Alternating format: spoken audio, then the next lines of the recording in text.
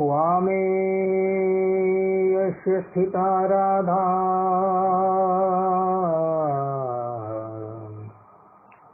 श्रीश्च यस्याष्ठिवक्षसि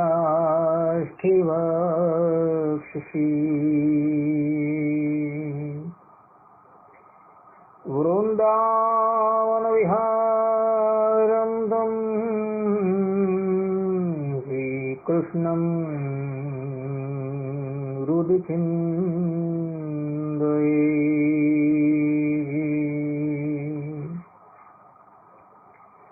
वर्णिवेशरमणीयदर्शनं मन्दहासरुचिराननाम्बुजम्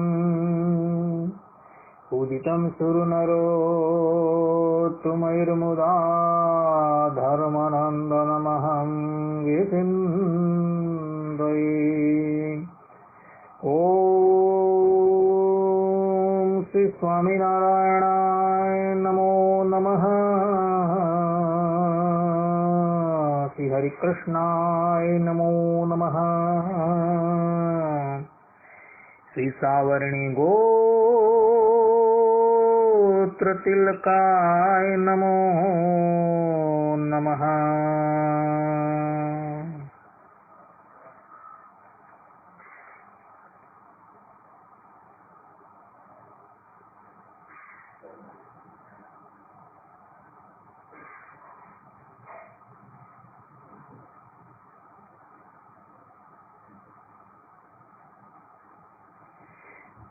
अस्मद्गुरु समारम्भाम्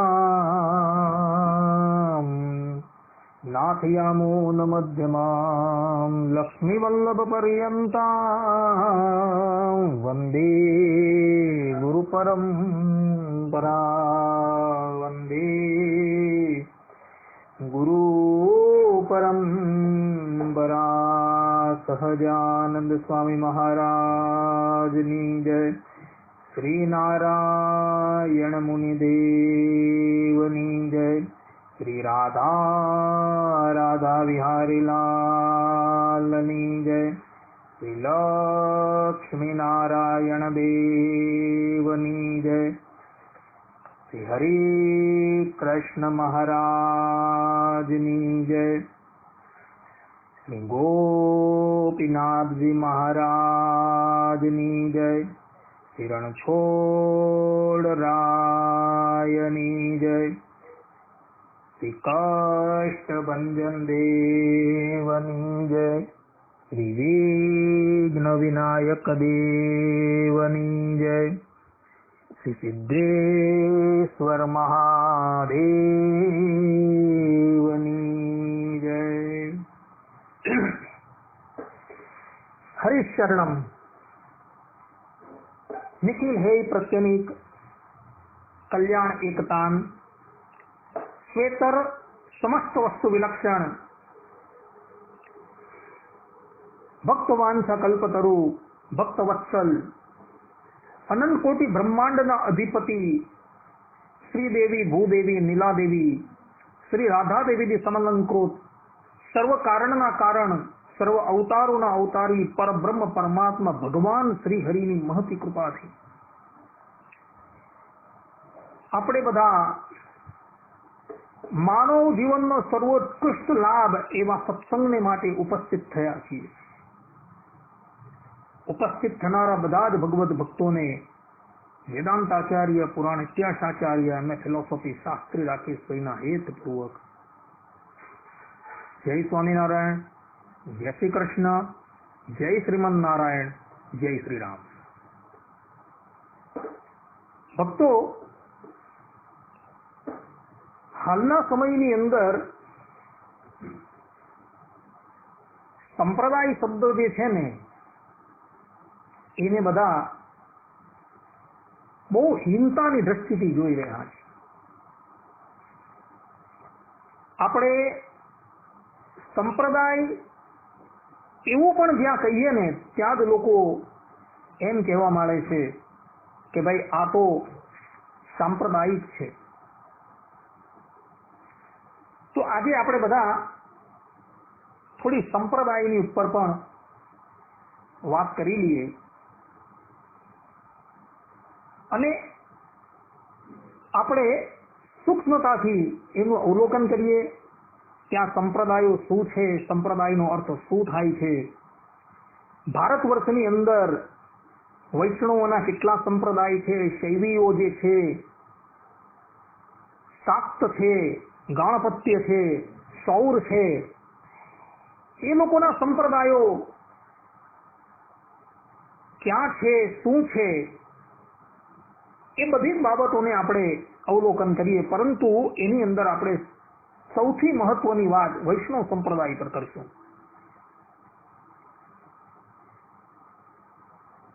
તો સંપ્રદાય શબ્દ જે છે એ સંપ્રદાય શબ્દનો અર્થ કરતા કોષકારો પોતે કહી રહ્યા છે, સંપ્રદીય ઇતિ સંપ્રદાયો ગુરુ પરંપરાગત સદ ઉપદેશ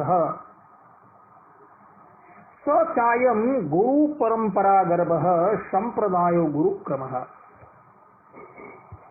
અર્થાત કે ગુરુ પરંપરાગત જ્ઞાન પ્રવાહને સંપ્રદાય કહેવામાં આવે છે. જેમ કે ભગવદ પાદ શ્રી શંકરાચાર્યએ પોતાનું અદ્વૈત જ્ઞાન એમના શિષ્ય આચાર્ય પદ્મપાદને આપ્યું. આચાર્ય પદ્મપાદે એ જ જ્ઞાન પોતાના યોગ્ય શિષ્યને આપ્યું. આ રીતે ગુરુ શિષ્ય પરંપરામાં આવતી જ્ઞાન પરંપરાને ભક્તો સંપ્રદાય કહેવામાં આવે છે.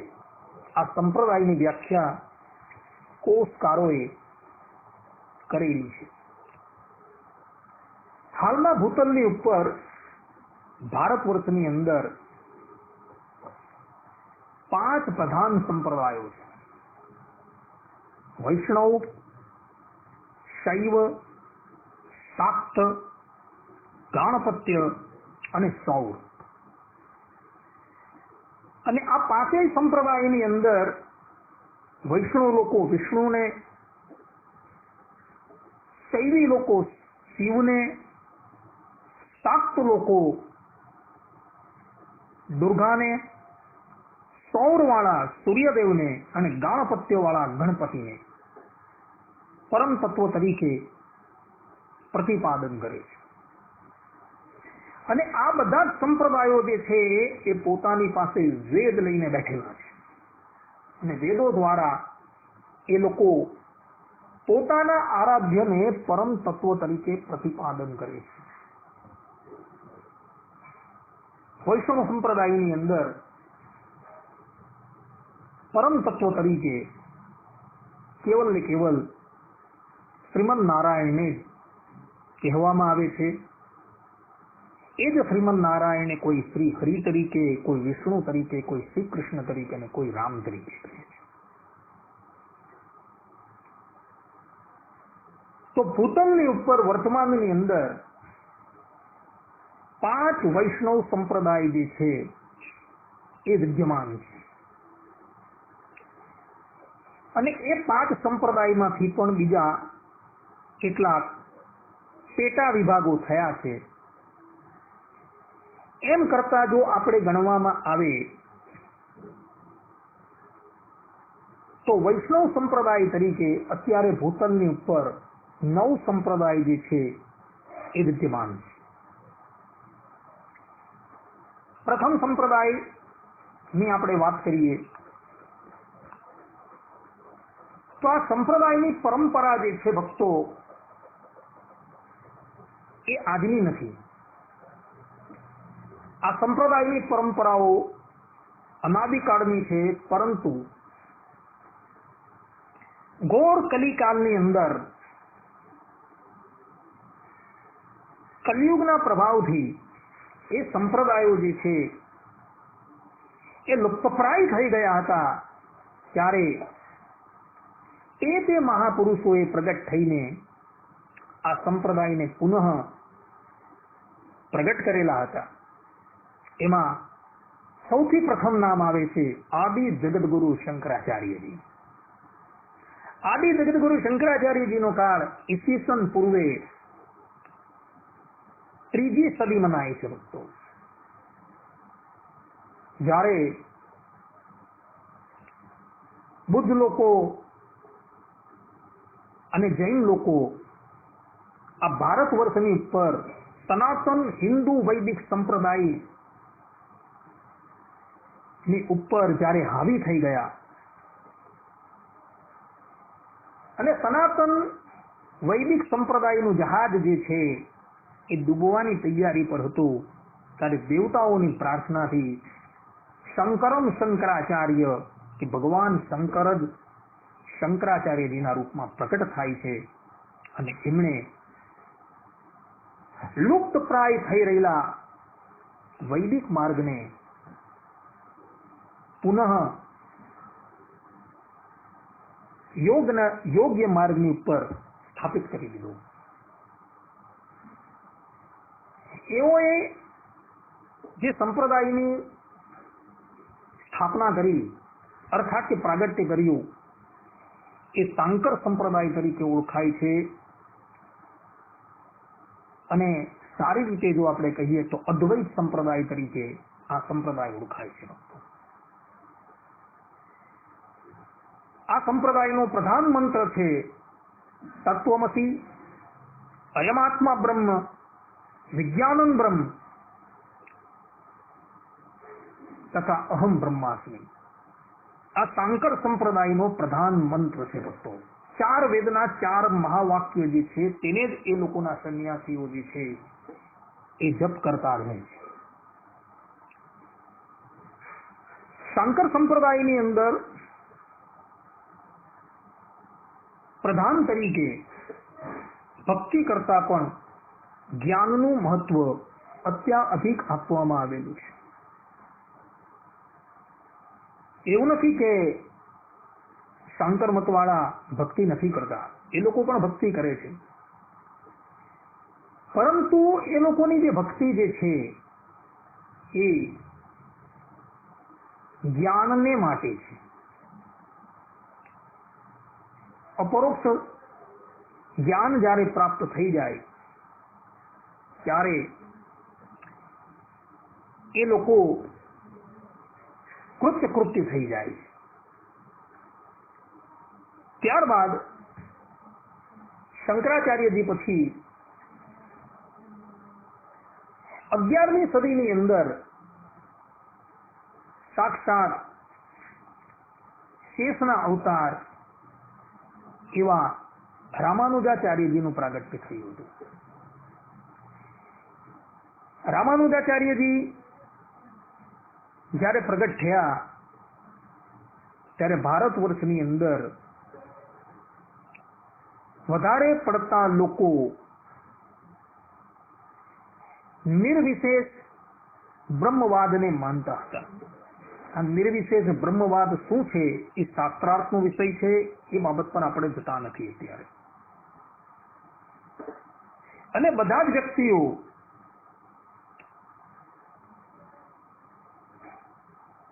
મનુષ્યને પરબ્રહ્મ પરમાત્માની પ્રાપ્તિ કરાવનાર જે ભક્તિ માર્ગ જે છે, શરણાગતિ માર્ગ જે છે એને ભૂલી ગયા હતા અને શુષ્ક જ્ઞાનની અંદર આરૂઢ થઈ ગયા હતા. આચાર્ય રામાનુજે પ્રગટ થઈને ભારત ભૂમિની અંદર એ ભક્તિ માર્ગના શરણાગતિના બીજ વાવેલા હતા. ભક્તો, રામાનુજાચાર્યજીનો જે મત જે છે એ વિશિષ્ટાદ્વૈત મત છે અને આ મત જે છે એ અર્વાચીન નથી ભક્તો, પરંતુ અતિશય પ્રાચીન છે. કારણ કે આદિ જગદગુરુ શંકરાચાર્યજીએ પણ શાંકર ભાષ્યની અંદર આશ્વરથ્ય નામના મુનિનો ઉલ્લેખ કરેલો છે અને ત્યાં કહ્યું છે કે આશ્વરથ્ય નામના મુનિ જે છે એ વિશિષ્ટાદ્વૈતી છે.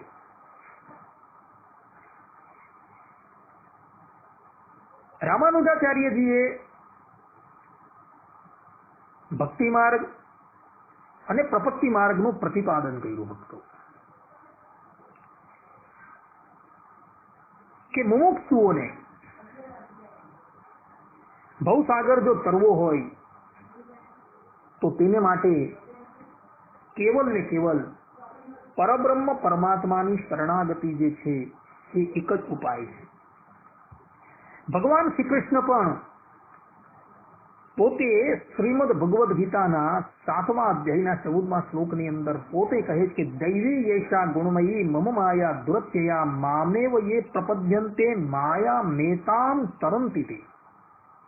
અર્થાત કે ભૌતિક પ્રકૃતિના 3 ગુણોથી બનેલી મારી આ માયાને જીતવી અત્યંત દુષ્કર છે, પરંતુ જેઓ મને શરણાગત થઈ જાય છે તેઓ તેને સરળતાથી પાર કરી જાય છે. આ પ્રમાણે ભગવાન શ્રી કૃષ્ણ ગીતાની અંદર સ્વમુખે કહે છે કે દેવ એવા મારી જે આ માયા જે છે એ તરવી બહુ કઠિન છે, પરંતુ જે મારા શરણની અંદર આવે છે તે આ માયાને તરી જાય છે.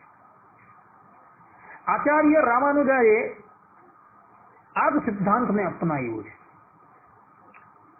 તથા ગીતાની અંદર સર્વધર્માન પરિત્યજ્ય મામેક શરણમ વ્રજ અહમ ત્વામ સર્વ પાપેભ્યો મોક્ષયિષ્યામિ મા શુચઃ, કે સર્વ પ્રકારના ધર્મનો ત્યાગ કરી એક મારી શરણમાં આવી જા, હું તારો સર્વ પાપોમાંથી ઉદ્ધાર કરીશ, તું ભય ન પામીશ.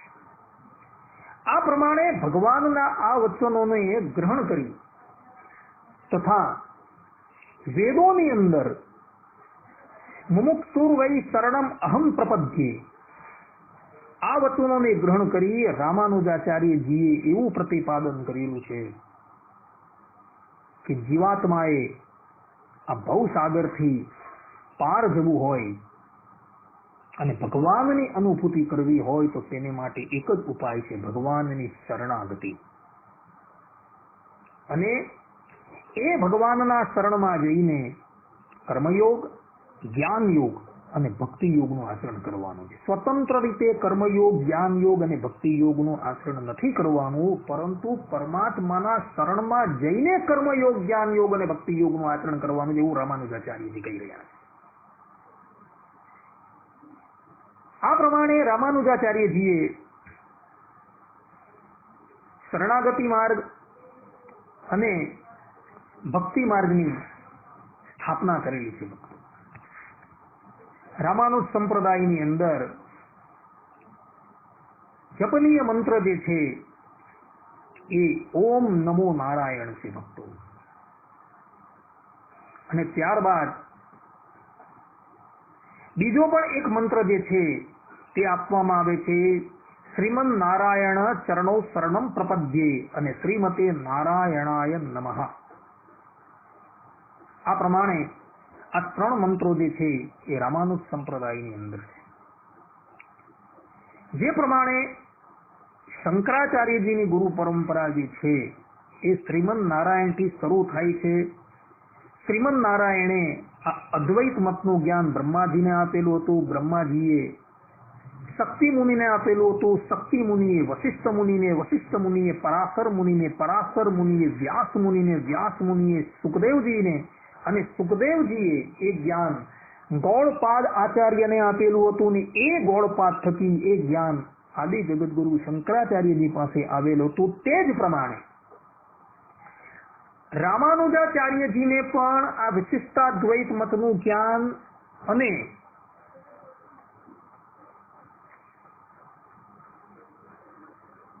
જપનીય જે મંત્રો જે છે એ પરંપરાની અંદર પ્રાપ્ત થયા છે. વિશિષ્ટાદ્વૈત મતના આદિ પ્રવર્તક જે છે એ સ્ત્રી છે અને એને લઈને રામાનુજ મત જે છે, રામાનુજ સંપ્રદાય જે છે એ સ્ત્રી સંપ્રદાય તરીકે ઓળખાય છે ભક્તો. પ્રથમ વિશિષ્ટાદ્વૈત મતનું જ્ઞાન શ્રીમન નારાયણે શ્રી એટલે કે જગતજનની લક્ષ્મીજીને આપેલું હતું. લક્ષ્મીજીએ આ જ્ઞાન વિશ્વક્ષેન નામના અનાદિ મુક્તને આપેલું હતું. વિશ્વક્ષેને આ જ્ઞાન 12 દિવ્ય સૂરી એટલે કે અનાદિ મુક્તોને આપેલું હતું. 12 દિવ્ય સૂરી થકી આ જ્ઞાન નાથ મુનિ નામના એક આચાર્યની પાસે આવેલું. નાથ મુનિએ આ જ્ઞાન યામુનાચાર્યજીને પધરાવેલું હતું અને યામુનાચાર્યજીએ આ જ્ઞાન રામાનુજાચાર્યજીને પધરાવેલું હતું. આ શ્રી સંપ્રદાયની ગુરુ પરંપરા ભક્તો છે. ને આ જ જે શ્રી સંપ્રદાય છે તેમાંથી બે પેટા શાખાઓ અને બીજી એક ઉપ પેટા શાખા અત્યારે ભૂતલની ઉપર જોવા મળે છે. વિશિષ્ટાદ્વૈત મતની જે મૂળ શાખા છે રામાનુજ સંપ્રદાય, તેમાંથી પહેલી જે શાખા જે છે એ રામાનંદી સંપ્રદાય છે. રામાનંદી સંપ્રદાયનું પ્રાગટ્ય કરનારા હતા જગદગુરુ રામાનંદાચાર્ય, જેમનો કાર્યકાલ છે 14મી સદી. અને એ રામાનંદ સંપ્રદાય થકી બીજી એક શાખા જે છે એ પ્રગટ થયેલી હતી, જેનું નામ છે વારસીય સંપ્રદાય, જેના વધારે પડતા અનુયાયીઓ તમને મહારાષ્ટ્રની અંદર જોવા મળે છે ભક્તો, જે બધા વિઠ્ઠલનાથને પોતાના ઉપાસ્ય દેવ તરીકે માને છે. અને રામાનુજ સંપ્રદાયમાંથી બીજી એક શાખા જે છે એ પ્રગટ થઈ હતી, જેને ઉદ્ધવ સંપ્રદાય કહેવામાં આવે છે, જેનું એક નામ સ્વામિનારાયણ સંપ્રદાય છે ભક્તો. ઉદ્ધવ સંપ્રદાયના ગ્રંથોની અંદર માન્ય પ્રબંધ એવા હરિવાક્ય સુધા સિંધુ એના 218માં તરંગની અંદર, સત્સંગી જીવનમ ગ્રંથ જેના પ્રથમ પ્રકરણના 14 થી 16માં અધ્યાયની અંદર સ્પષ્ટ રૂપે ઉલ્લેખ છે કે ઉદ્ધવાવતાર શ્રી રામાનંદ સ્વામીને રામાનુજાચાર્યજીએ શ્રીરંગ ક્ષેત્રની અંદર સાક્ષાત પ્રગટ થઈને દીક્ષા આપેલી હતી. અને એ રામાનંદ સ્વામીએ પોતાના ઉદ્ધવ સંપ્રદાયની ગાદી સાક્ષાત ભગવાન શ્રી કૃષ્ણના જ અપર અવતાર એવા ભગવાન સ્વામિનારાયણને આપેલી હતી. ભક્તો, ભગવાન સ્વામિનારાયણ એ સાક્ષાત પરબ્રહ્મ પરમાત્મા છે. આ સંબંધની અંદર વ્યાસજીના પ્રમાણો પણ શાસ્ત્રોની અંદર જોવા મળે છે ભક્તો. જેમ કે સ્કંદ પુરાણની અંદર વૈષ્ણવ ખંડ આવેલો છે. વૈષ્ણવ ખંડની અંદર વાસુદેવ મહાત્મય આવેલું છે. એ વાસુદેવ મહાત્મયની અંદર 18મા અધ્યાયની અંદર 42, 43 અને 44માં શ્લોકની અંદર ભગવાન કૃષ્ણ દ્વૈપાયન પોતે લખે છે કે અક્ષરધામના અધિપતિ શ્રી કૃષ્ણ ભગવાન બ્રહ્માજીને ભવિષ્યની અંદર પોતાના જે અવતારો થવાના છે તેનું જ્ઞાન આપે છે, અને તેની અંદર પોતે કહે છે કે મયા કૃષ્ણેન નૈ હતઃ સા અર્જુનેન રણેષુ યે પ્રવર્તયિષ્યન્ત્ય સુરાસ્તે ત્વદ્ધર્મં યદાક્ષિતો ધર્મદેવા તદા મૂર્તો નરનારાયણાત્મના પ્રવૃત્તેપી કલો બ્રહ્મન ભૂત્વા હમ સામગો દ્વિજઃ મુનિશાપાન નૃતાન પ્રાપ્તમ સરસી જનકમાત્મનઃ તતો વીતા ગુરુભ્યો હમ સદ્ધર્મં સ્થાપયાન્નજ. આ પ્રમાણે ભગવાન શ્રી કૃષ્ણએ બ્રહ્માજીને કહ્યું હતું. આનો અર્થ એવો થાય છે કે અર્જુન સહિત મેં શ્રી કૃષ્ણે યુદ્ધમાં અસુરોને માર્યા છે, છતાં પણ તેમાંથી બચી ગયેલા અસુરો અસદ ગુરુ રૂપે અધર્મ ફેલાવશે. ત્યારે હે બ્રહ્મન, કળિયુગમાં હું ધર્મદેવ થકી મૂર્તિ પત્નીમાં નરનારાયણને નિમિત્ત બનાવીને સામવેદી વિપ્ર રૂપથી પ્રગટ થઈને હે અજ હું ધર્મની સ્થાપના કરતો થકો. દુર્વાસા મુનિના શાપથી મનુષ્ય ભાવને પામનારા મરીચ્યાદી મુનિ સહિત મારા માતા પિતા ધર્મ ભક્તિની તે અસુરાઓ ગુરુ રાજા થકી રક્ષા કરી. ભક્તો, આ સ્કંદ પુરાણની અંદર જે આ શ્લોકો જે છે ને એ ઉદ્ધવ સંપ્રદાયની પ્રતોની અંદર તો જોવા મળે જ છે. ઉદ્ધવ સંપ્રદાયની જે પ્રત છે સ્કંદ પુરાણની એમાં તો છે જ, પરંતુ 1966 ની અંદર વેંકટેશ પ્રેસમાંથી જે સ્કંદ પુરાણ પ્રગટ થયું હતું એ સ્કંદ પુરાણની અંદર પણ આવેલા વિષ્ણુ ખંડની અંદર આવેલા વાસુદેવ મહાત્મયની અંદર 18મા અધ્યાયના 42, 43 અને 44મા શ્લોકની અંદર આ ત્રણેય શ્લોકો જોવા મળે છે.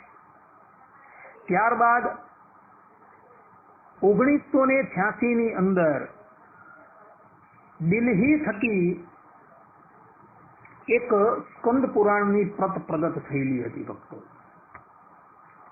તો એ સ્કંદ પુરાણની પ્રતની અંદર પણ આ ત્રણેય શ્લોકો જે છે એ જોવા મળે છે. અત્યારે ચોખંબાથી જે સ્કંદ પુરાણની પ્રત પ્રગટ થયેલી છે તેની અંદર પણ આ શ્લોક જોવા મળે છે અને ગુજરાતની અંદર ભિક્ષુ અખંડાનંદ જીની આજ્ઞાથી જે સ્કંદ પુરાણની પ્રત જે હતી તેનું ગુજરાતી થયું છે. એ ગુજરાતીની પ્રતમાં પણ આ શ્લોકો જે છે એ જોવા મળે છે.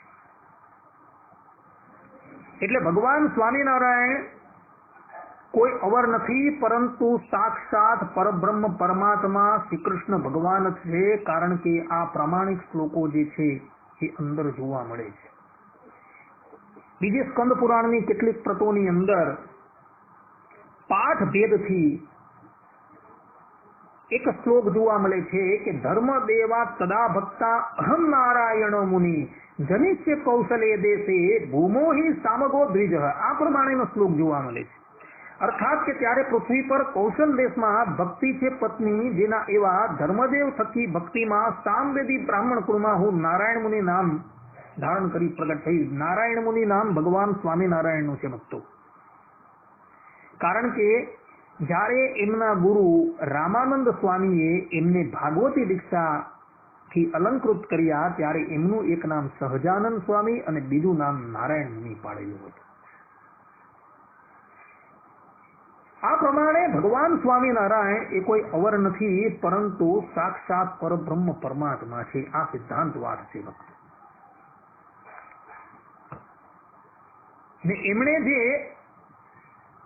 ને એમના ગુરુએ જે મતનો પ્રચાર અને પ્રસાર કરેલો હતો એ મત જે છે એ વિશિષ્ટા દ્વૈત છે. અને ભગવાન સ્વામિનારાયણ પણ પોતાના કરકમલો દ્વારા જે શિક્ષાપત્રી રચે છે તેની અંદર પણ ભગવાન શ્રી હરિ પોતે કહે છે કે મતમ વિશિષ્ટાદ્વૈતમ ને ગોલોકધામ ચિપ્સિતમ તત્ર બ્રહ્માત્મના કૃષ્ણ સેવા મુક્તિશ્ચ ગમ્યતામ. આ પ્રમાણે ભગવાને વિશિષ્ટાદ્વૈત મતનું પ્રવર્તન કરેલું છે. અને ત્યાર પછી એમના સ્થાનની ઉપર બિરાજમાન થયેલા બધા જ આચાર્યોએ વિશિષ્ટાદ્વૈતના જ બધા સાહિત્યોનું નિર્માણ કરેલું છે અને વિશિષ્ટાદ્વૈત મતને જ એમણે પ્રચાર કરેલો છે. અને ઉદ્ધવ સંપ્રદાયના એક માન્ય પ્રબંધ એવા સંપ્રદાય શુદ્ધિ જેના રચયિતા છે ચતુર્થ આચાર્ય બિહારીલાલજી મહારાજ, તેમણે તો સ્પષ્ટ રૂપે જ્યારે તેઓ બિરાજમાન હતા ત્યારથી લઈને પોતાની ગુરુ પરંપરાનો ઉલ્લેખ કરેલો છે. અને એ ગુરુ પરંપરા તેમણે શ્રીમદ નારાયણ સુધી લંબાવેલી છે ભક્તો. એટલે આ ઉદ્ધવ સંપ્રદાય એટલે કે સ્વામિનારાયણ સંપ્રદાય જે છે એ રામાનુજ સંપ્રદાયની જ એક પેટા શાખા છે ભક્તો. ને આ વાત તો રામાનુજ સંપ્રદાયના જે આચાર્યો જે છે એ પણ માની ગયા છે. છેલ્લા લગભગ 125 વર્ષથી રામાનુજ સંપ્રદાયના આચાર્યો ઉદ્ધવ સંપ્રદાયની પાઠશાળાની અંદર અધ્યાપી એ લોકો વિદ્યાર્થીઓને વેદ વિદ્યાનું દાન કરે છે. ત્યારે તે લોકોએ પણ આ વાતને સ્વીકાર કરેલી છે. પ્રથમ રામાનુજ સંપ્રદાયના આચાર્ય એમ્બાર કૃષ્ણમાચાર્યજી વડતાલ પાઠશાળાની અંદર આથી 100 વર્ષ પહેલા ભણાવતા હતા. ત્યારબાદ અણંગરાજ આચાર્ય, ત્યારબાદ કસ્તુરી રંગાચાર્ય. આ બધા જ રામાનુજી સંપ્રદાયના આચાર્યોએ આ વાતને સ્વીકારેલી છે ભક્તો. ને આ આચાર્યોએ પોતાનું આખું જીવન સ્વામિનારાયણ સંપ્રદાયને અર્પણ કરેલું હતું. કેટલાય વિદ્વાનો એ લોકોએ બનાવેલા હતા અને કેટલાય ગ્રંથો જે છે એમણે સંશોધન કરીને પ્રકાશ કરેલા હતા. આ ઉદ્ધવ સંપ્રદાય એટલે કે સ્વામિનારાયણ સંપ્રદાયનો મુખ્ય સિદ્ધાંત પણ જે છે એ પ્રપત્તિ જ છે ભક્તો. જેમ પોતાના પૂર્વાચાર્યોએ પ્રપત્તિને સ્વીકારેલી છે તે જ પ્રમાણે સ્વામિનારાયણ સંપ્રદાયે પણ જીવાત્માને આ સંસાર સાગરથી તરવા માટે એક પ્રપત્તિનું જ પ્રતિપાદન કરેલું છે. ભગવાન સ્વામિનારાયણે વચનામૃતમાં સ્થાન સ્થાન પર પ્રપત્તિની જ વાત કરેલી છે. પરંતુ કહ્યું છે કે ભગવાનના શરણમાં જઈને કેવલ ભગવાનની પ્રસન્નતાને અર્થે સ્વધર્મ જ્ઞાન વૈરાગ્ય યુક્ત ભગવાનની પ્રેમ લક્ષણા ભક્તિ કરવી, જેનું પ્રમાણ એમણે ગઢડા પ્રથમના 19મા વચનામૃતમાં આપેલું છે. એ જ સિદ્ધાંત પોતાના પૂર્વાચાર્ય રામાનુજાચાર્યજીના ગુરુ યામુનાચાર્યજીએ ગીતાર્થ સંગ્રહની અંદર પણ પ્રતિપાદન કરેલું. ગીતાર્થ સંગ્રહના પ્રથમ શ્લોકની અંદર જ સ્વધર્મ જ્ઞાન વૈરાગ્ય સાધ્યક ભક્તિ ગોચર નારાયણ પરમ બ્રહ્મ, અર્થાત કે સ્વધર્મ જ્ઞાન વૈરાગ્ય સહિત પ્રેમ લક્ષણા ભક્તિથી જ એ પરબ્રહ્મ પરમાત્મા શ્રીમન નારાયણ જે છે એ દ્રષ્ટિગોચર થાય છે, અન્યથા થતા નથી. આ સિદ્ધાંત એમણે પ્રતિપાદન કરેલું છે. આ ઉદ્ધવ સંપ્રદાયનો જપનીય મંત્ર જે છે એ શ્રી કૃષ્ણ ત્વમ ગતિર્મમ અને બ્રહ્મો અહમ કૃષ્ણો દાસોસ્મિ, આ બે મંત્રો છે. આ બે મંત્રો જે છે એ પાંચરાત્ર શાસ્ત્રના 5મા રાત્રની અંદર જોવા મળે છે ભક્તો. આ પ્રમાણે વિશિષ્ટાદ્વૈત મતીઓ છે તેની ગુરુ પરંપરા જોવા મળે છે. વિશિષ્ટાદ્વૈત મતની અંદર એક શાખા જે છે એ રામાનંદીય સંપ્રદાય છે. જે પ્રમાણે રામાનુજાચાર્યજી પરમ તત્વ તરીકે લક્ષ્મીનારાયણને કહે છે, સ્વામિનારાયણ સંપ્રદાય પરમ તત્વ તરીકે રાધાકૃષ્ણને કહે છે, તે જ પ્રમાણે રામાનંદી સંપ્રદાય જે છે, જે વિશિષ્ટાદ્વૈતની જ એક શાખા છે, તે લોકો પરમ તત્વ તરીકે સીતારામને કહે છે. એ લોકો કહે છે કે વિશિષ્ટાદ્વૈત મતનું પ્રથમ જ્ઞાન ભગવાન શ્રી રામે જાનકીજી સીતાજીને આપેલું, સીતાજીએ આ જ્ઞાન હનુમાનજી મહારાજને પધરાવેલું, હનુમાનજીએ આ જ્ઞાન બ્રહ્મને એટલે કે બ્રહ્માજીએ વશિષ્ઠ મુનિને, વશિષ્ઠ મુનિએ પરાશરને, પરાશર મુનિએ વ્યાસજીને, વ્યાસજીએ સુખદેવજીને, સુખદેવજીએ રાઘવાનંદજીને અને રાઘવાનંદજીએ રામાનંદ સ્વામીને આ જ્ઞાન જે છે, અર્થાત કે રામાનંદ આચાર્યને આ જ્ઞાન જે છે એ પધરાવેલું હતું ભક્તો. એ પરંપરાની અંદર અત્યારે કે રામાનંદ સંપ્રદાય જે છે એ જોવા મળે છે ભક્તો. એ લોકોનો જપનીય મંત્ર જે છે ઓમ રામ રામાય નમઃ, આ એ લોકોનો જપનીય મંત્ર છે. એટલે વિશિષ્ટાદ્વૈત મત જે છે એની 2 પેટા શાખા અને એક ઉપપેટા શાખા જોવા મળે છે. પેટા શાખાની અંદર રામાનંદ સંપ્રદાય અને ઉદ્ધવ સંપ્રદાય એટલે કે સ્વામિનારાયણ સંપ્રદાય, અને રામાનંદ સંપ્રદાયમાંથી બીજો એક સંપ્રદાય જે છે એ વારકૈય સંપ્રદાય એ ઉપશાખા રૂપે જોવા મળે છે. આ પ્રમાણે વિશિષ્ટાદ્વૈત મતની પરંપરા છે. ત્યારબાદ આપણે ત્રીજા સંપ્રદાયની વાત કરીએ.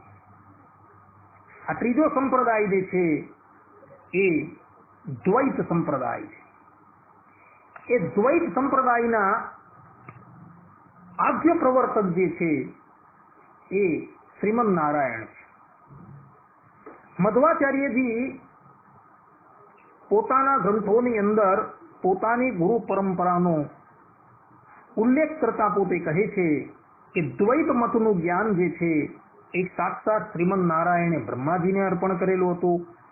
બ્રહ્માજીએ નારદ મુનિએ વ્યાસજીએ સુખદેવજી મહારાજને, સુખદેવજી મહારાજે અચ્યુત પ્રેક્ષાચાર્યજીને અને અચ્યુત પ્રેક્ષાચાર્યજીએ આ દ્વૈત મતનું જ્ઞાન મધ્વાચાર્યજીને અર્પણ કરેલું હતું. મધ્વાચાર્યજીનો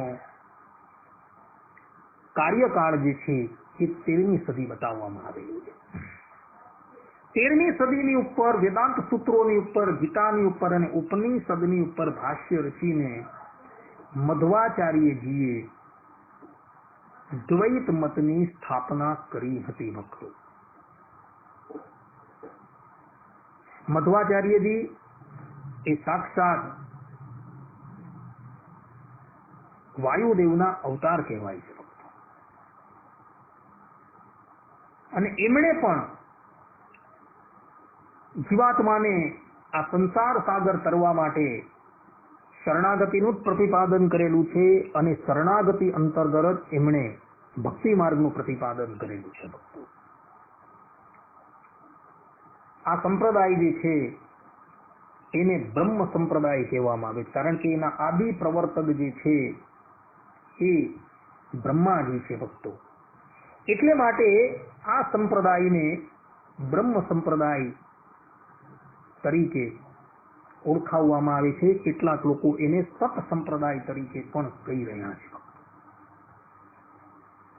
આજ બ્રહ્મ સંપ્રદાય એટલે કે મધ્વ સંપ્રદાય થકી એક બીજી શાખા જે છે એ પ્રગટ થઈ હતી. મધ્વ સંપ્રદાયનો મૂળ મંત્ર છે રામકૃષ્ણ હરે, અને આ મંત્ર દ્વારા એના અનુયાયીઓ જે છે એ ભગવાનનું ભજન કરે છે. અને આ જ મધ્વ સંપ્રદાય થકી 16મી સદીની અંદર પ્રેમના મૂર્તિમાન સ્વરૂપ એવા ચૈતન્યજીએ, ગૌડ ચૈતન્યજીએ દ્વૈતાદ્વૈત મતનું સ્થાપન કરેલું હતું. એના સંપ્રદાયની અંદર જીવ ગોસ્વામી, સનાતન ગોસ્વામી, રૂપ ગોસ્વામી એમણે શ્રીમદ ભાગવતની ઉપર વ્યાખ્યાઓ કરેલી છે. ચૈતન્ય મહાપ્રભુજીએ સ્વતંત્ર રીતે તો કોઈ પ્રબંધનું નિર્માણ નથી કરેલું, કેવલ એમનું એક શિક્ષા અષ્ટક જે છે એ અત્યારે જોવા મળે છે. પરંતુ આ સંપ્રદાયને વ્યવસ્થિત રૂપે કરનારા જે હતા એ 18મી સદીની અંદર ગોવિંદાચાર્ય હતા. એમણે વેદાંત સૂત્રની ઉપર, ઉપનિષદો પર, ગીતા પર અને વિષ્ણુ સહસ્ત્રનામની ઉપર ટીકા લખીને દ્વૈતાદ્વૈત મતને પ્રતિપાદન કરેલું છે. દ્વૈતાદ્વૈત મતની જે ગુરુ પરંપરા જે છે એ શ્રીમદ નારાયણથી શરૂ થાય છે અને મધ્વાચાર્યજીને એ લોકો મધ્યમાં ગણે છે, ને ત્યારબાદ ચૈતન્ય મહાપ્રભુ, એમ કરતા કરતા એ લોકોની ગુરુ પરંપરા જે છે એ જોવા મળે છે. એ લોકોનો જપનીય મંત્ર જે છે એ કલી સંતરણ્ય ઉપનિષદની અંદર આવેલો હરે રામ રામ રામ હરે હરે, હરે કૃષ્ણ કૃષ્ણ કૃષ્ણ હરે હરે, આ એ લોકોનો જપનીય મંત્ર છે. એના દ્વારા એ લોકો ઈશ્વરનું સ્મરણ કરે છે. એ લોકો પણ પરમ તત્વ તરીકે પરબ્રહ્મ પરમાત્મા ભગવાન શ્રી કૃષ્ણ અને રાધાજીને ગણી રહ્યા છે. કહેવાનું તાત્પર્ય એ છે કે મધ્વ સંપ્રદાયમાંથી એક શાખા પ્રગટ થઈ, જેને આપણે ગૌડીય સંપ્રદાય કહીએ છીએ. આ ગૌડીય સંપ્રદાય મૂળ જે છે એ મધ્વ સંપ્રદાયની છે. એ લોકોની ગુરુ પરંપરાની અંદર આ વાત જે છે એ સ્પષ્ટ રૂપે લખાયેલી જોવા મળે છે. ચૈતન્ય મહાપ્રભુજી જે છે એમનો સિદ્ધાંત પણ ઇતર વૈષ્ણવ આચાર્યથી પૃથક નથી, પણ એમણે પણ શરણાગતિનું જ પ્રતિપાદન કરેલું છે. અને એમણે કીર્તન ભક્તિને પ્રાધાન્યતા આપેલી છે અને નામ સ્મરણની ઉપર બહુ ભાર આપેલું છે.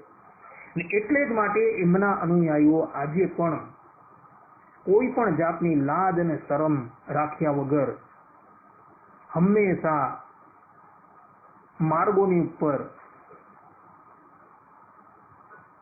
કીર્તન કરતા તમને જોવા મળે છે, અથવા તો પોતાના ગળાની અંદર જપનીય માળા ભેરવીને ચાલતા ચાલતા પણ હરે રામ રામ રામ હરે હરે, હરે કૃષ્ણ કૃષ્ણ કૃષ્ણ હરે હરે નો જાપ કરતા જોવા મળે છે.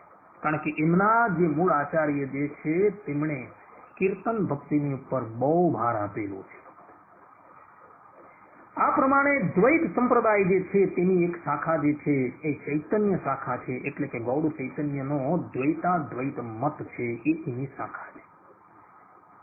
ત્યારબાદ નિમ્બાર્ક સંપ્રદાયની વાત કરીએ. આ નિમ્બાર્ક સંપ્રદાયની ગુરુ પરંપરાની અંદર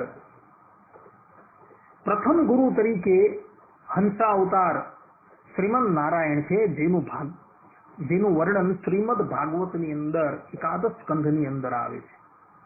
એ હંસા અવતાર નારાયણે દ્વૈતાદ્વૈત મતનું જ્ઞાન અને ગોપાલ મંત્રનું જ્ઞાન સનકાદિકને આપેલું હતું. સનકાદિકોએ એ જ્ઞાન નારદ મુનિને આપેલું હતું અને નારદ મુનિએ આ જ્ઞાન નિમ્બાર્કાચાર્યજીને પધરાવેલું હતું. નિમ્બાર્કાચાર્યનો કાળ જે છે ભક્તો એ 11 થી 12મી સદીની અંદર માનવામાં આવે છે. એ લોકો નો મૂળ મંત્ર જે છે એ ગોપાલ મંત્ર છે ભક્તો. ક્લીમ કૃષ્ણાય ગોવિંદાય ગોપીજન વલ્લભાય સ્વાહા, આ એ લોકોનો મૂળ જપનીય મંત્ર છે. નિમ્બાર્કાચાર્યએ પણ શરણાગતિનું જ પ્રતિપાદન કરેલું છે અને શરણાગતિ અંતર્ગત એમણે પણ ભક્તિ માર્ગનું જ પ્રતિપાદન કરેલું છે.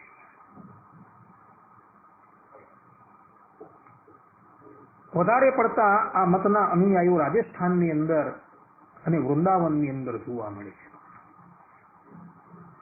નિમ્બાર્કાચાર્ય એ સાક્ષાત સુદર્શન ચક્રોનો અવતાર હતા એવી માન્યતા છે ભક્તો. કેટલીક જગ્યાએ એમને સૂર્યદેવનો પણ અવતાર બતાવે છે, કેટલીક જગ્યાએ એને સંકાદિકનો પણ અવતાર બતાવવામાં આવેલા છે ભક્તો. અને આ જ નિમ્બર્ક સંપ્રદાયની અંદરથી બીજી એક શાખા જે છે એ પૃથક થયેલી છે, જે શાખા છે ગૌડીય શાખા. જેને પ્રગટ કરનારા હતા રસિક શિરોમણી એવા હરિદાસજી, જેમનું સેવિત સ્વરૂપ તમને બાંકે બિહારીના રૂપની અંદર વૃંદાવનની અંદર જોવા મળે છે. હરિદાસજીનો કાળ જે છે એ 16મી સદીનો છે અને 16મી સદીની અંદર નિમ્બાર્ક સંપ્રદાયથી એક પૃથક શાખા ઉપશાખા તરીકે પેટા શાખા તરીકે પ્રગટ થયેલી હતી. એ આ હતી ગૌડ સંપ્રદાય, ગૌડીય સંપ્રદાય. એ લોકો પણ આદર સહિત પોતાના પૂર્વચાર્યોને વંદન કરે છે અને વર્તમાનની અંદર પણ એમના આચાર્યો જે છે એ વૃંદાવનની અંદર પોતે બિરાજી રહ્યા છે. આ પ્રમાણે દ્વૈતાદ્વૈત જે સંપ્રદાય જે છે તેનું આપણે વર્ણન કર્યું. હવે આપણે શુદ્ધાદ્વૈતની પરંપરા જોઈએ. તો આજે શુદ્ધાદ્વૈત મત જે છે તેના આદિ ગુરુ શ્રીમદ નારાયણ છે. શ્રીમદ નારાયણે શુદ્ધાદ્વૈત મતનું જ્ઞાન અને ગોપાલ મંત્રની દીક્ષા ભગવાન શંકરને આપેલી અને ભગવાન શંકરે આ માર્ગને પ્રવર્તાવેલો હતો. એટલે માટે શુદ્ધાદ્વૈત મતના અનુયાયીઓ જે છે એ લોકો બધા રુદ્ર સંપ્રદાય અંતર્ગત આવે છે. કારણ કે એના આદિ પ્રવર્તક જે હતા એ રુદ્ર છે અને રુદ્ર એમના આદિ પ્રવર્તક હોવાથી આ સંપ્રદાયને રુદ્ર સંપ્રદાય તરીકે ઓળખવામાં આવે છે. તો એ રુદ્ર એટલે કે શંકરે આ જ્ઞાન જે છે એ નારદ મુનિને આપેલું. નારદ મુનિએ વ્યાસ મુનિએ સુખદેવજીએ અને સુખદેવજીએ આ જ્ઞાન વિષ્ણુ સ્વામીને આપેલું હતું અને વિષ્ણુ સ્વામીએ શુદ્ધાદ્વૈત મતનું જ્ઞાન બિલ્વમંગલજીને આપેલું હતું અને બિલ્વમંગલજી આ જ્ઞાન વલ્ભાચાર્યજીને પધરાવેલું હતું, જેમનો કાર્યકાળ જે છે એ 15મી સદી બતાવેલું છે. એટલે શુદ્ધાદ્વૈત મત જે છે તે પણ અનાદિકાળનો છે, વિશિષ્ટાદ્વૈત મત જે છે તે પણ અનાદિકાળનો છે, દ્વૈત મત, દ્વૈતાદ્વૈત મત અને અદ્વૈત મત આ બધા જ મતો જે છે એ અનાદિકાળના છે. કારણ કે બધા જ આચાર્યોએ પોતાની ગુરુ પરંપરાની અંદર શ્રીમન નારાયણને સ્વીકારેલા છે. બધાએ શુદ્ધાદ્વૈત મતનું જ્ઞાન જે છે એ આચાર્ય વલ્લભાચાર્યજીએ અને એમના પુત્ર વિઠ્ઠલનાથજીએ વ્યવસ્થિત કરેલું હતું. વેદાંત સૂત્રની પર એ લોકોએ ભાષ્યની રચના કરીને આ શુદ્ધાદ્વૈત મતનું પ્રતિપાદન કરેલું હતું. એમનો જપનીય મંત્ર છે શ્રી કૃષ્ણ શરણમ મમ. આ મંત્ર જે છે એ પંચરાત્ર શાસ્ત્રના 5મા રાત્રની અંદર આવેલું છે. ભક્તો, આ પ્રમાણે ભૂતલની ઉપર જે વૈષ્ણવ સંપ્રદાયો છે એ વૈષ્ણવ સંપ્રદાયોની ગુરુ પરંપરા આ પ્રમાણે જોવા મળે છે. ભક્તો, દરેક વૈષ્ણવ સંપ્રદાયની ગુરુ પરંપરાની અંદર આદિ ગુરુ તરીકે શ્રીમન નારાયણને સ્વીકારવામાં આવેલા છે અને એ શ્રીમન નારાયણે સ્વીકારી મધ્યની અંદર એ સંપ્રદાયની અંદર જે પ્રભાવી અતિશય પ્રભાવશાળી પુરુષો થઈ ગયા હતા, જેમાંથી કોઈક તો અગ્નિદેવનો અવતાર હતા, વલ્લભાચાર્યજી સાક્ષાત અગ્નિ દેવતાનો અવતાર હતા, મધ્વાચાર્યજી વાયુનો અવતાર હતા, આદિ જગતગુરુ શંકરાચાર્યજી સાક્ષાત શંકરનો અવતાર હતા, નિંબાર્કાચાર્યજી સનક ઋષિનો અવતાર હતા, તથા રામાનુજાચાર્યજી સાક્ષાત શેષ નારાયણનો અવતાર હતા. એણે આ સંપ્રદાયો જે છે જે લુપ્તપ્રાય થઈ ગયા હતા તેને પુનઃ પ્રગટ કરેલા હતા. એટલે સંપ્રદાય જે છે એ આ ગુરુ પરંપરા પ્રમાણે જો આપણે જોઈએ તો એ કોઈ આજના નથી, પરંતુ અનાદિ કાળના આ સંપ્રદાયો છે. ભક્તો, એ લોકોની ગુરુ પરંપરાને જોતા સ્પષ્ટ રૂપે આ વાત જે છે એ જોવા મળે છે. ભક્તો, કેટલાક લોકો જે છે એ લોકોને સંપ્રદાય આવે, નામ આવે ને એટલે ચીડ વળવા લાગે છે. એ લોકો કહે છે કે અમે સંપ્રદાયને માનતા નથી. ભક્તો, અમે તો સનાતન ધર્મને માનીએ છીએ. તો એ લોકોને કહેવાનું ભાઈ કે સનાતન ધર્મ જે છે ને એ સમુદ્ર છે અને સંપ્રદાયો જે છે એ લહેર છે. લહેરથી સમુદ્ર ક્યારેય પણ પૃથક ન હોઈ શકે. લહેર અને સમુદ્ર એ બંને અભિન્ન છે. સનાતન ધર્મની અંદર જે પણ કંઈક વસ્તુ છે એ બધી જ વસ્તુ તમને અત્યારે સંપ્રદાયની અંદર જોવા મળે છે.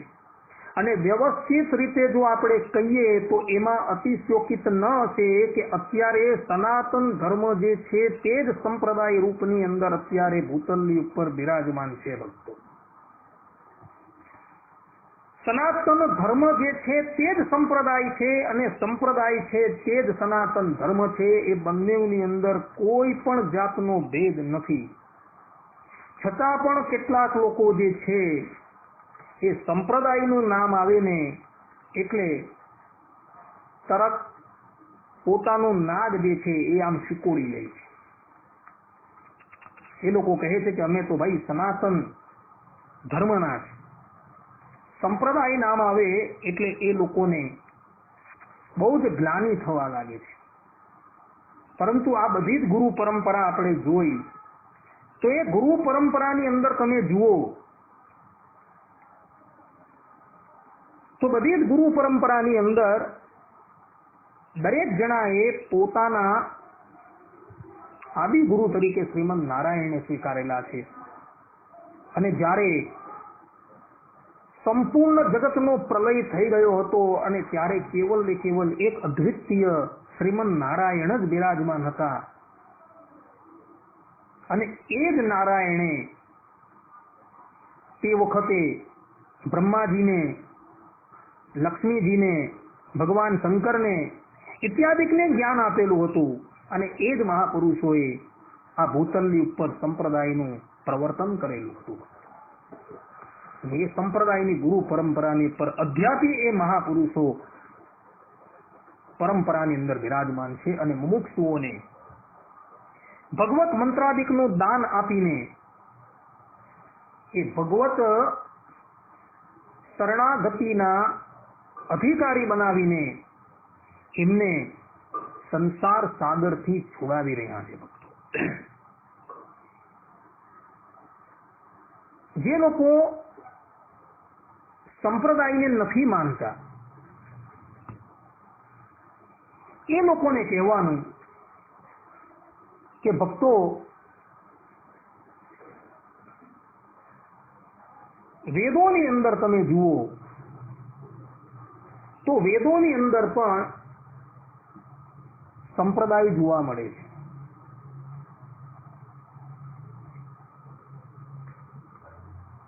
વેદોની અંદર 4 વિભાગ છે. પ્રથમ વિભાગ સંહિતા, બીજો વિભાગ બ્રાહ્મણ, ત્રીજો આરણ્યક અને ચતુર્થો હોય છે ઉપનિષદ. તો ઉપનિષદની અંદર તમે જોજો, જે ઉપનિષદની અંદર બ્રહ્મ વિદ્યાનું પ્રતિપાદન કરવામાં આવેલું છે અને સંપૂર્ણ બ્રહ્મ વિદ્યા અને ભગવત સ્વરૂપનું જ્ઞાન મુમુક્ષુઓને અર્પણ કર્યા બાદ તમે જુઓ, એ જ્ઞાન આપનાર ગુરુ જે છે સ્પષ્ટ રૂપે કહે છે કે આ જ્ઞાન જે છે મને આના થકી પ્રાપ્ત થયું હતું. દ્રષ્ટાંત તરીકે મુંડોક ઉપનિષદની અંદર તમે જુઓ, એના 11મા મુંડુકની અંદર, અર્થાત કે તૃતીય મંડુક ખંડ 2 11મી ઋચાની અંદર તમે જુઓ, એમાં સ્પષ્ટ રૂપે લખેલું છે તદે તત સત્યમ ઋષિરાંગિરાહ પ્રોવાચ. અર્થાત કે તે એ વિદ્યા સ્વરૂપ સત્યને અંગિરાએ બ્રહ્મ વિદ્યા કહી. અર્થાત કે સત્ય નામના એક મુમુક્ષુને આ બ્રહ્મ વિદ્યા જે છે એ અંગિરા ઋષિએ કહી હતી. હવે આ જે મુંડુક ઉપનિષદ જે છે એ અથર્વવેદનો ઉપનિષદ છે ભક્તો. અને અથર્વવેદની અંદર મુંડુક ઉપનિષદની અંદર આ વાત લખેલી છે. અને બધા જ વૈષ્ણવ સંપ્રદાયો એ વેદને અનાદિ માને છે ભક્તો. વેદો નારાયણ સાક્ષાત, વેદ એ સાક્ષાત નારાયણ છે એવું શ્રીમદ ભાગવતની અંદર કહ્યું છે ભક્તો. તો એ અનાદિ વેદો જે છે એ ગુરુ પરંપરાગત સંપ્રદાયને માને છે ભક્તો. તો બીજાની ક્યાં વાત કરવાના. આ ઉપરાંત તમે જોજો છાંદોગ્ય ઉપનિષદની અંદર પણ 8મા અધ્યાયની અંદર 15મા ખંડની અંદર પ્રથમ ઋચાની અંદર સ્પષ્ટ રૂપે લખેલું છે એ દ્વૈ સદ બ્રહ્મા પ્રજાપતયે. અર્થાત કે પ્રસિદ્ધ ચતુર્મુખ બ્રહ્માજીએ તે ઉપનિષદ સંબંધી બ્રહ્મ વિદ્યાને કશ્યપ નામના પ્રજાપતિને ઉપદેશેલી હતી. એ દ્વૈસદ બ્રહ્મા પ્રજાપતયે પ્રજાપતિર મનવે મનુઃ પ્રજાભ્ય. આ પ્રમાણે ઋચા જોવા મળે છે. આ છાંદોગ્ય ઉપનિષદ જે છે એ છાંદોગ્ય ઉપનિષદ સામવેદનું ઉપનિષદ છે. વેદાનામ સામવેદ અસ્મિ, ગીતાની અંદર ભગવાન પોતે કહે છે એ સામવેદનો આ ઉપનિષદ છે ભક્તો. એટલે સામવેદની અંદર પણ ગુરુ પરંપરાગત સંપ્રદાય જોવા મળે છે.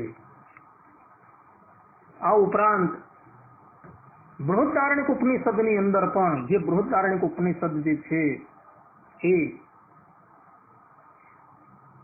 શુક્લ યજુર્વેદનો છે. તો બૃહદારણ્યક ઉપનિષદની અંદર પણ 6ઠ્ઠા અધ્યાયના 5:1 ની અંદર સ્પષ્ટ રૂપે વેદ ભગવાન પોતે કહી રહ્યા છે, પૌતિમાસી પુત્ર કાત્યાયની પુત્રાદ, કાત્યાયની પુત્રો ગૌતમી પુત્રાદ. આવું સ્પષ્ટ રૂપે લખેલું છે કે પૌતિમાસી પુત્રે કાત્યાયની પુત્રને વિદ્યા પ્રાપ્ત કરી, કાત્યાયની પુત્રે ગૌતમી પુત્ર થકી વિદ્યા પ્રાપ્ત કરી, એમ દરેક વાક્યમાં સમજી લેવું. અને ગૌતમી પુત્રે ભારદ્વાજ મુનિ થકી આ વિદ્યા પ્રાપ્ત કરી, ભારદ્વાજે પારાશરીય પુત્ર થકી આ વિદ્યા પ્રાપ્ત કરી, એમ પરંપરા આખી બતલાવેલી છે. એટલે યજુર્વેદની અંદર પણ કહ્યું છે કે ભાઈ આ સંપ્રદાયો જે છે એ અનાદિના છે. કારણ કે આની અંદર ગુરુ શિષ્યની પરંપરા બતલાવવામાં આવેલી છે અને સંપ્રદાયનો અર્થ જ થાય છે પરંપરાગત ભગવત મંત્રીનો ઉપદેશ અથવા તો ભગવત સ્વરૂપનું જ્ઞાન. આ પ્રમાણે સ્પષ્ટ રૂપે વેદોની અંદર પણ સંપ્રદાય જોવા મળે છે ભક્તો. હવે આપણે અર્વાચીન એટલે કે વેદથી જે પૃથક છે એવા ગ્રંથોની વાત કરીએ. જે ગ્રંથો વેદના ભાષ્ય રૂપે કહેવામાં આવે છે, તો એવા વેદના ભાષ્ય રૂપ અર્થોય બ્રહ્મસૂત્રાણામ જેને કહેવામાં આવે છે એવા શ્રીમદ ભાગવતની અંદર પણ પ્રથમ સ્કંદના પ્રથમ અધ્યાયના પ્રથમ શ્લોકની અંદર ભગવાન કૃષ્ણ દ્વૈપાયન પોતે કહે છે, તેને બ્રહ્મ હૃદય આદિ કવયે મુહ્યંતિ યત્સૂરયઃ. અર્થાત કે જે ભગવાને સંકલ્પ માત્રથી બ્રહ્માજીને વેદ વિદ્યાનું જ્ઞાન આપ્યું. કોને જ્ઞાન આપ્યું? પરબ્રહ્મ પરમાત્મા શ્રીમન નારાયણે બ્રહ્માજીને વેદોનું જ્ઞાન આપેલું હતું. ભક્તો, જ્યારે પરમ તત્વ તરીકે એ શ્રીમન નારાયણ એક અદ્વિતીય બિરાજમાન હતા, સંપૂર્ણ જગતનો પ્રલય થઈ ગયો હતો અને તે વખતે બ્રહ્માજી પ્રગટ થાય છે, ત્યારે બ્રહ્માજીને એ વેદનું દાન કરનારા શ્રીમન નારાયણ હતા. આ ઉપરાંત શ્વેતાશ્વેતર ઉપનિષદની અંદર પણ આ વાત લખેલી છે, યો બ્રહ્માંડમ વિદગાતિ પૂર્વમ, કે જે શ્રીમન નારાયણે સર્વપ્રથમ વેદનું જ્ઞાન જે છે એ બ્રહ્માજીને અર્પણ કરેલું હતું. હવે સૃષ્ટિની ઉત્પત્તિ થઈ ત્યારથી જ તમે જુઓ તો આ વેદનું જ્ઞાન જે છે એ બ્રહ્માજીને ભગવાન શ્રીમન નારાયણે આપ્યું.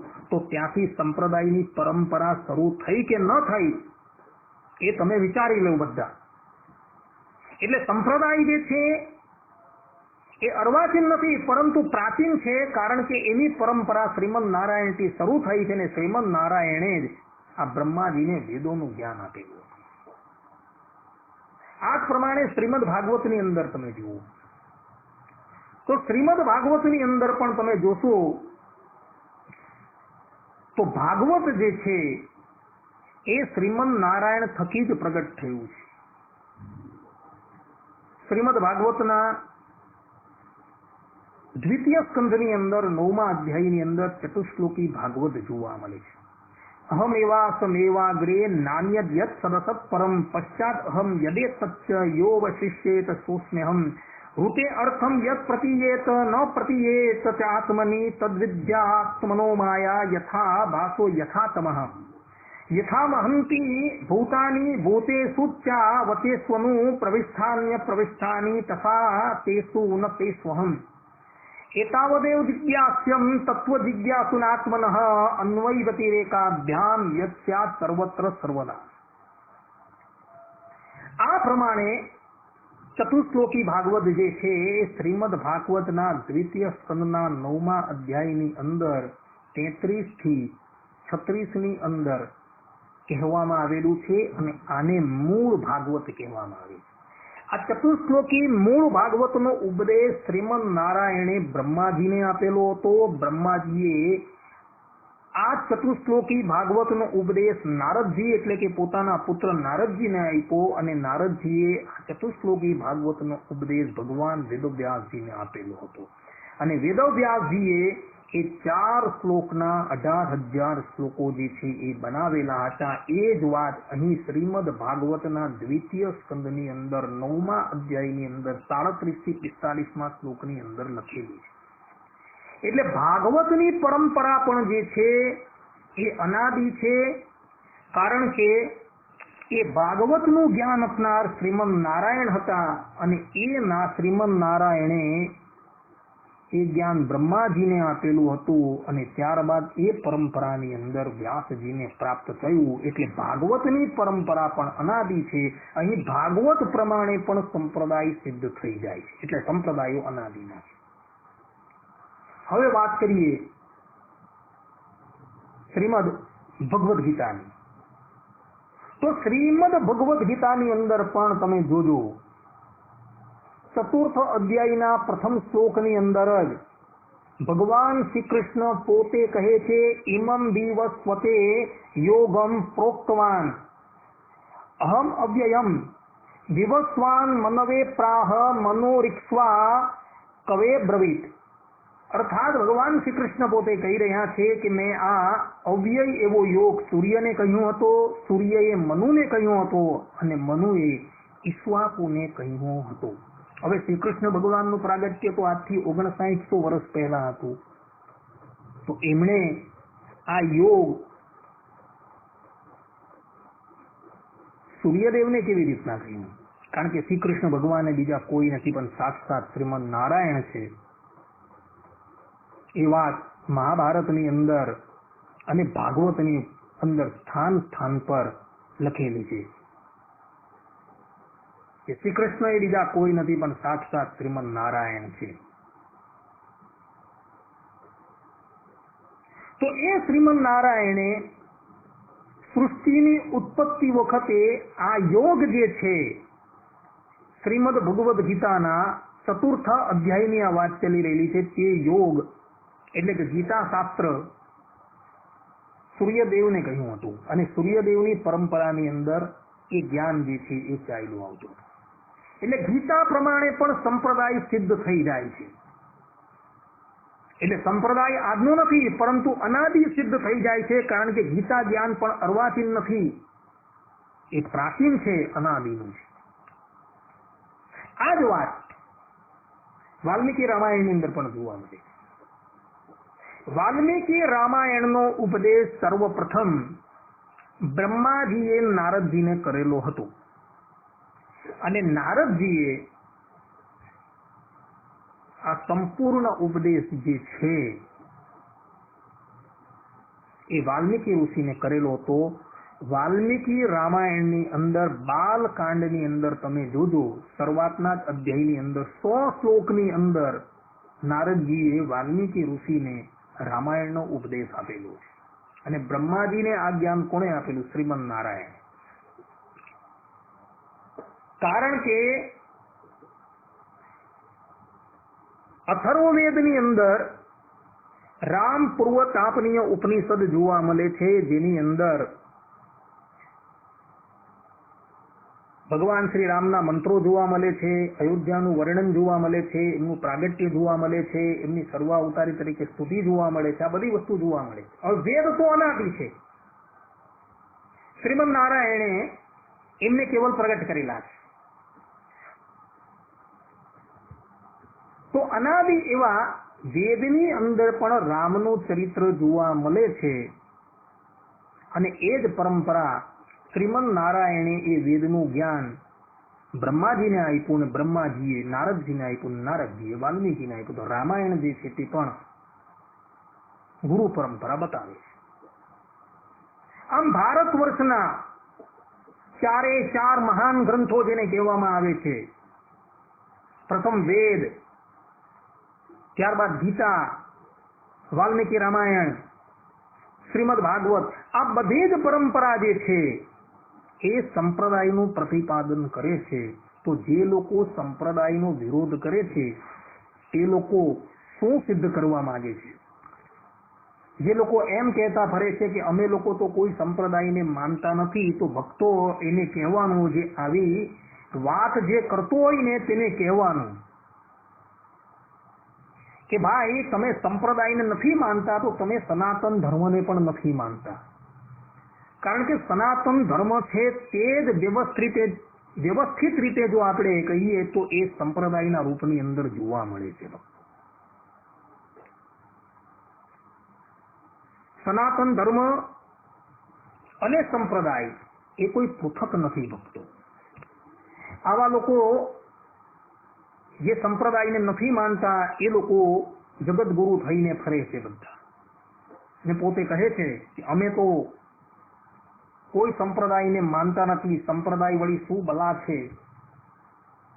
જાણે એ લોકો સીધા જ ગોલોક ધામમાંથી આ ધરાતલની ઉપર પ્રગટ થયા સ્વતઃ જ્ઞાન લઈને. એ લોકોને કહેવાનું કે ભાઈ સંપ્રદાયની પરંપરા આ ધરાતલની ઉપર જ્યારે ઈશ્વર જ્યારે પ્રગટ થાય છે તે પરંપરાને એ પણ અક્ષુણ રાખી છે.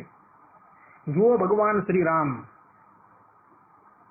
ગોસ્વામીજી પોતે કહે છે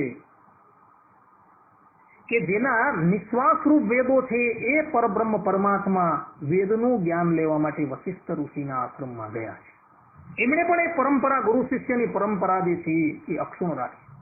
ભગવાન શ્રી કૃષ્ણ એ પણ વિદ્યાનું જ્ઞાન લેવા માટે ઉજ્જૈનની અંદર ક્ષિપ્રા નદીના કિનારે આવેલા સાંદીપની ઋષિના આશ્રમમાં જાય છે. પરબ્રહ્મ પરમાત્મા ભગવાન સ્વામિનારાયણ પણ યજ્ઞોપવેત ધારણ કર્યા બાદ પોતાના પિતા જે 18 વિદ્યાના આચાર્ય હતા એની પાસે ખાલી 9 જ મહિનાની અંદર બધું જ્ઞાન લઈ લે છે.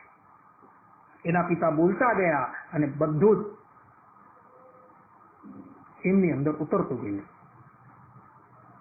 તો પરબ્રહ્મ પરમાત્મા ભગવાન શ્રી હરિ પણ જયારે આ ધરાતલની ઉપર પ્રગટ થાય છે ત્યારે એઓ પણ સંપ્રદાયની પરંપરાને અક્ષુણ રાખે છે.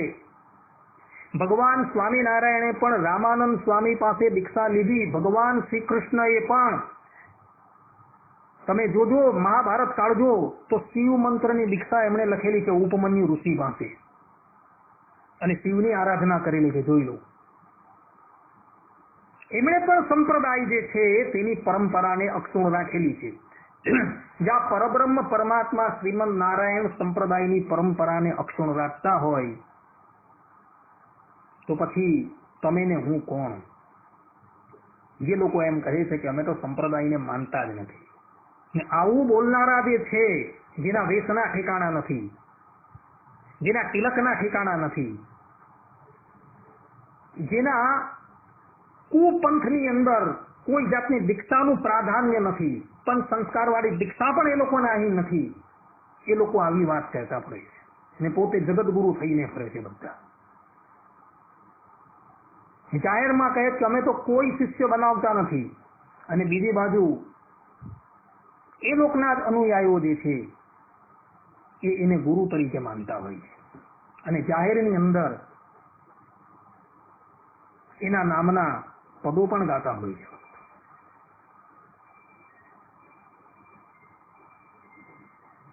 તો એ લોકોને કહેવાનું કે આ બધું જે વેદ છે, ગીતા છે, ભાગવત છે, વાલ્મીકી રામાયણ છે, સંપ્રદાયને નથી બતાવતો? એ લોકોને જરા જઈને પૂછવું જોઈએ બધાએ. એ લોકો આ પ્રમાણે બોલી કે અમે કોઈ સંપ્રદાયને નથી માનતા એવું બોલીને એ લોકો કળિયુગની પુષ્ટતા કરી રહ્યા છે. કારણ કે પદ્મ પુરાણની અંદર સ્પષ્ટ રૂપે, પદ્મ પુરાણમાં આવેલા ભાગવતના મહાત્મયની અંદર સ્પષ્ટ રૂપે લખેલું છે, ન કુત્રાપી વૈષ્ણવતા સંપ્રદાય પુરસ્કારા. અર્થાત કે કળિયુગની અંદર સંપ્રદાય અનુકૂળ ભક્તિ થશે નહીં. એનો અર્થ કે કળિયુગની પહેલાના યુગની અંદર સંપ્રદાય પ્રમાણે ભક્તિઓ થતી હતી ને એના દ્વારા એવું સિદ્ધ થઈ જાય છે કે સંપ્રદાય જે છે અનાદિ છે. કારણ કે અહીં પદ્મ પુરાણના મહાત્મયની અંદર સંપ્રદાય શબ્દ લખેલો છે, ન કુત્રાપી વૈષ્ણવતા સંપ્રદાય પુરુષરા. એટલે કળિયુગની અંદર જ સંપ્રદાય અનુસાર ભક્તિ ન થશે, ઇતર યુગની અંદર સંપ્રદાય અનુસાર ભક્તિ થશે. આ શબ્દો લખીને ભગવાન વેદવ્યાસજીએ એવું સિદ્ધ કરેલું છે કે સંપ્રદાયો જે છે એ ઇતર યુગની અંદર પણ હતા. જે લોકો સંપ્રદાયને નથી માનતા તે લોકો વાસ્તવની અંદર કળિયુગનું જ પોષણ કરી રહ્યા છે ભક્તો, એમ સિદ્ધાંત સિદ્ધ થઈ જાય છે. કારણ કે એવા લોકોના આચાર તમે જોજો, એ લોકોના મંત્ર તમે જોજો તો કોઈ જાતની પરંપરામાં એ લોકોના મંત્ર આવતા નહીં. કારણ કે સંપ્રદાયને નથી માનતા તો પછી પરંપરા કેવી રીતના આવવાની એ લોકોની? તો એવા લોકો પરંપરાને પણ નથી માનતા કોઈ. અને શાસ્ત્રોની અંદર એકાદ મંત્રને લઈને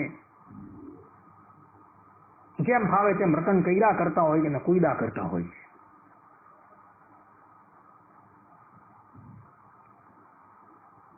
વેદોની અંદર અને શાસ્ત્રોની અંદર 7 કરોડ મંત્રો બતાવવામાં આવેલા છે,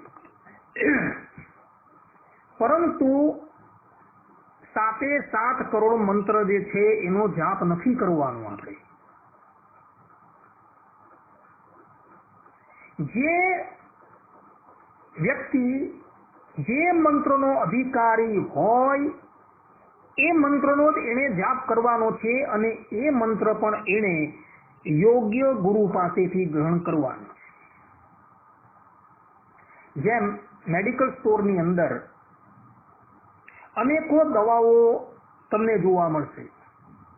કોઈક રોગી મેડિકલની અંદર જાય અને કહે કે ભાઈ મને આ રોગ થયો છે, તો એ પ્રમાણે પેલા મેડિકલ સ્ટોરની અંદર રહેલા ભાઈ જે છે તેને તે પ્રમાણે દવા આપે છે. તે જ પ્રમાણે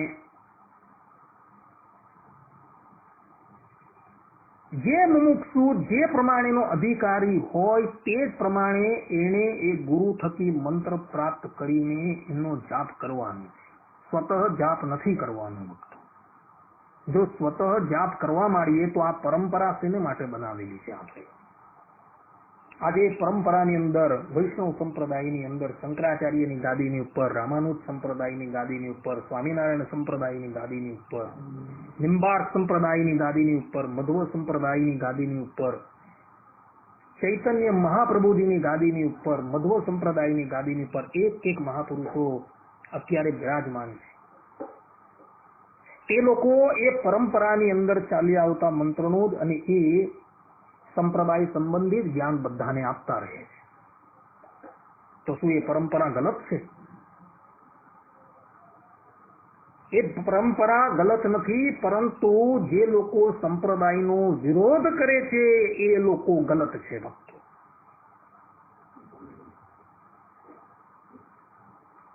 ગર્ગ સંહિતાની અંદર અશ્વમેધ ખંડની અંદર 61મા અધ્યાયની અંદર 26મા શ્લોકની અંદર સ્પષ્ટ રૂપે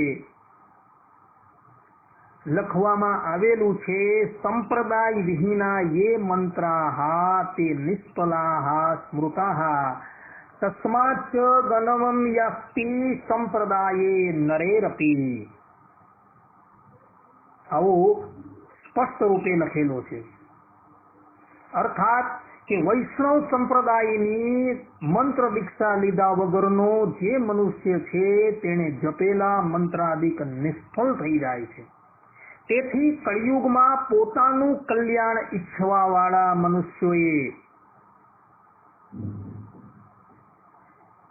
સંપ્રદાયના અર્થાત કે કોઈ સંપ્રદાયના અનુયાયી થઈ એના થકી દીક્ષા ગ્રહણ કરી મંત્રનો જાપ કરવો તો જ એ મંત્ર જે છે એ ફલીભૂત થશે. આ વાત ગર્ગ સંહિતાની અંદર સ્પષ્ટ રૂપે અશ્વમેધ ખંડની અંદર 61મા અધ્યાયના 26મા શ્લોકની અંદર ભક્તો લખેલી છે.